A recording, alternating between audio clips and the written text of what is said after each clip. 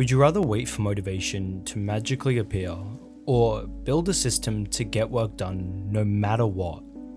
Personally for me, a lack of motivation was a reoccurring issue for most of my high school life. High school was a cycle of dragging myself out of bed in the morning, and then waiting for the final bell to ring throughout the day. The only time I really got motivated was that random motivation at like 3 AM. This led to me not putting in enough work to improve my grades, fitness, or to actually start uploading to YouTube consistently. I knew if I didn't make a change, I would never achieve anything I wanted in life. Since those early high school years, I've completely changed, and now becoming motivated feels almost like second nature.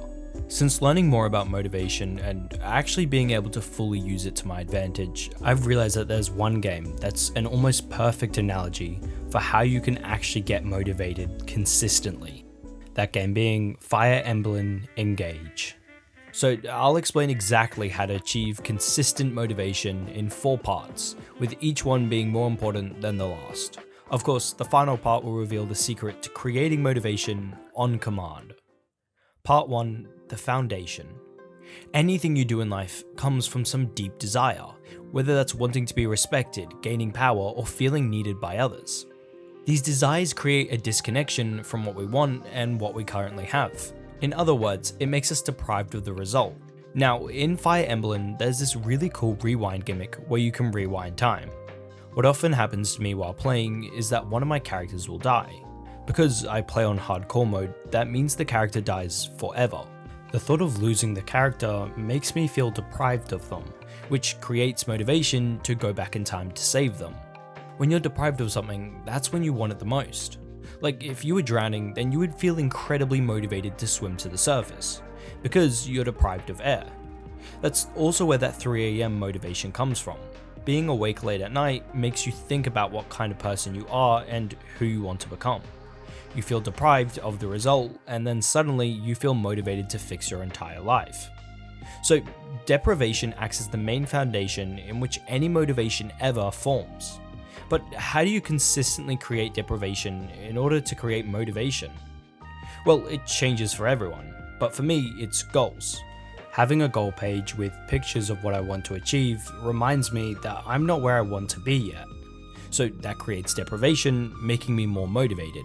But if having a goal page doesn't work for you, then try being more aware. When you feel motivated, think about why you feel that way. What happened to make that motivation for you? Then once you pinpoint what that thing is, you can replicate it over and over again. But of course, there are more concrete methods to creating motivation. I bet this next method gave you 90% of your motivation for any school project you've ever done. Without it, your work could drag on forever and you'll keep feeling unmotivated, stuck in the same cycle you're in now. Part 2, Parkinson's Law.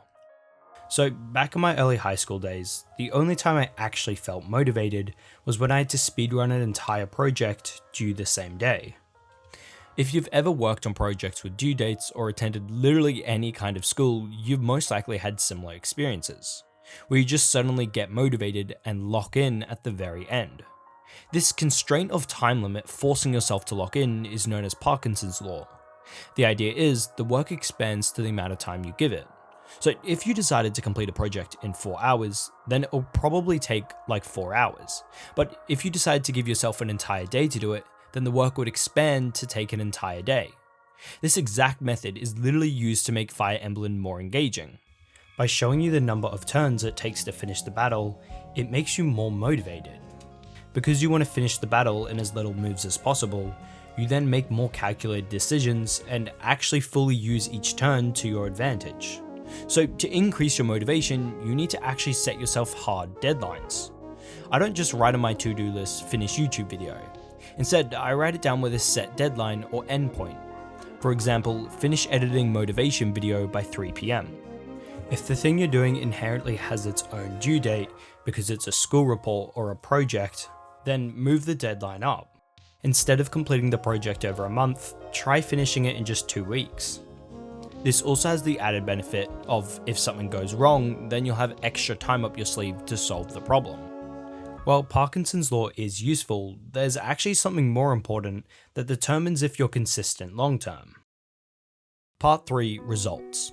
results as a whole can have both a negative and a positive impact on your motivation. For example, imagine I was playing Fire Emblem and my entire party got wiped out.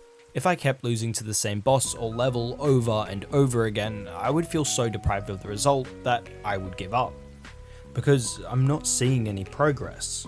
It also applies to the flip side. If the level was so easy that not a single enemy threatened me, then I would also stop playing the game, because there's no challenge. So you need to ensure the work you do exists in this Goldilocks zone of not too challenging but not too easy. While most work is challenging, random chores around the house or admin work can quickly fall into this overly easy category. For these, remember to apply Parkinson's law by giving yourself a time limit. That way you could turn it into a mini challenge. For example, you could try folding the laundry faster than last week. For more challenging work, I highly recommend tracking progress. I kid you not, I could make a whole video on this. Tracking your progress on something that you want to improve is really important. But the main takeaway for motivation is this: tracking progress allows you to see that you're moving forwards and getting better. It reinforces to you that your efforts mean something. That's why video games constantly remind you that you're getting stronger through new items, weapons, map areas, and increasing stats. That's why you should have a metric, something to measure. By recording this metric after each work session, you then know how well you did in that session. Eventually, you'll look back and see the ups, downs, and the gradual trend increasing over time. If you never track progress or set the right challenge level, you'll either give up from frustration or lose interest completely. I personally find that tracking progress is really motivating for running. See, when I'm running, I often make up this false idea that I'm running slower than yesterday. If I didn't track my time, it would be basically impossible to know if I was running slower or not. But now, time for the most important section: how to actually become motivated on command. Part 4, motivation is a skill. In Fire Emblem, there's a perfect analogy for how motivation works. See, in the game there's these 12 magical rings that give you powers. How the rings work is that throughout combat, you need to do actions to slowly build up the Emblem gauge. Once the gauge is full, the character can transform and use all the badass power. But after a few turns, they return back to their normal state with an empty gauge. So how does this relate to motivation? Well, it explains the relationship of motivation and discipline. A lot of people like to say that motivation is crap and that you should solely rely on discipline. But wouldn't it be so much better to just have both? As you spend more and more time working unmotivated, the motivation slowly builds up. Eventually, once enough work with discipline has been made, then ta-da! Just like the Emblem ring activating, you get a window of time in which you feel motivated. After the motivation high ends, then you have to return to discipline, continuing to work until you get the motivation high again. See, that's precisely what motivation is. It isn't something to never be used or something to solely rely on. It's like a brief power-up you can tap into to make a lot of progress. But the really cool part about motivation is it's a skill. Every time you force yourself to work with discipline, you actually make it easier to feel motivated next time. Because the effort you put in now reduces the overall discipline you need in order to get motivated. So after you've been doing this for a really long time, it might only take one unmotivated work session to fill the motivation gauge. But that's in the future. Right now, you need to work for multiple unmotivated sessions for a week or two in order to get that motivation power up. You can't expect motivation to come instantly. It's kind of like if a guy went to the gym and came back expecting to see a difference. Of course, you won't see a change after the first session, but after weeks and months you'll begin to see a change. Just remember, the difference is made when those sessions compound over time to create the result. Another incredibly important thing to know is that motivation is individual to each thing. Just because a guy feels motivated to work out doesn't mean he feels motivated to make YouTube videos. Each skill has its own substat of motivation. Okay, so quick summary. Number 1, remind yourself of your deeper desire to create more motivation. Number 2, use Parkinson's law and set a time limit or a deadline for all work. Number 3, track a metric to see the result over time.